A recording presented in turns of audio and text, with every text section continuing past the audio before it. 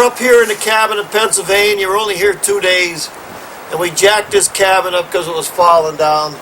And usually we use just the small jacks, usually use bigger ones.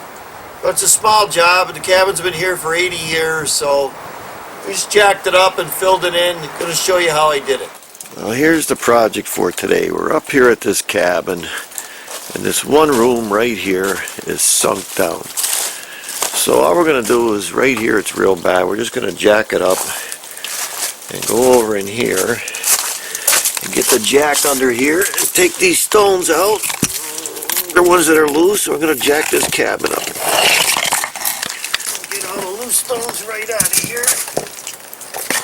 You want to do it in the summertime because of the rattlesnakes? Yep. Now I reach under there and get even with the plate. And I start jacking up, because anytime you're jacking up a building,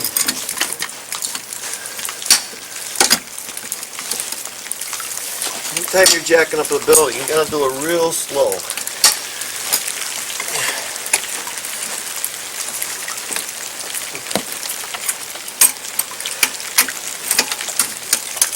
So now we got it up about 3 inches, so we're gonna use some of this real fast drying cement.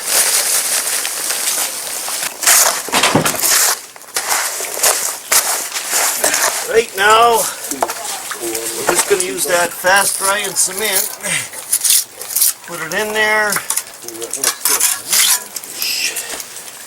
A little bit on top.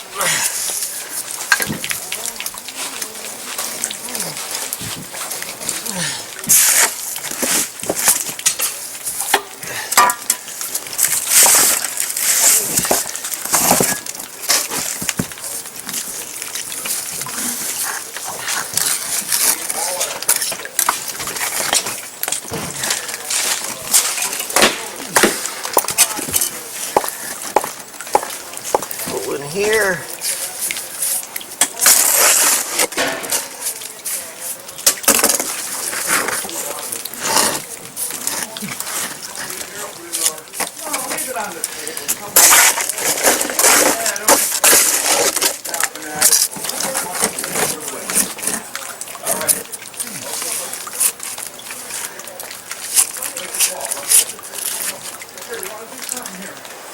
So it's about 3 hours later. Take these out of here. You can see actually when.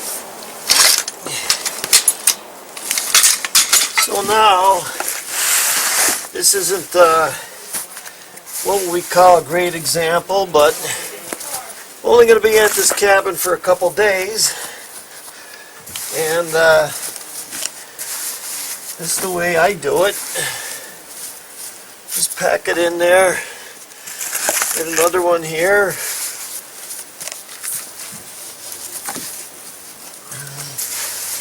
Nothing real fancy. We just got to make it work, that's all.